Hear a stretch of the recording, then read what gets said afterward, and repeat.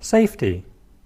Safety is something we should all think more carefully about. The world around us can be a pretty dangerous place. Even our homes are full of danger. Think about all the electric wiring, gas pipes, chemicals in the building materials, etc. All kinds of things could happen. It's a good job we have safety standards.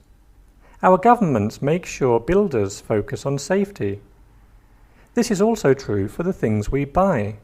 You can usually find a small logo on electrical products that say the product is safe, and then there are instructions with safety guidelines. Food safety is also something lots of people work on. It works. People rarely get ill because of the food we buy in shops. Maybe it's not such a dangerous world after all. Safety. Safety is something we should all think more carefully about. The world around us can be a pretty dangerous place. Even our homes are full of danger. Think about all the electric wiring, gas pipes, chemicals in the building materials, etc. All kinds of things could happen. It's a good job we have safety standards.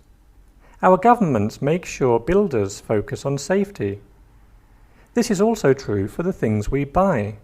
You can usually find a small logo on electrical products that say the product is safe, and then there are instructions with safety guidelines. Food safety is also something lots of people work on. It works.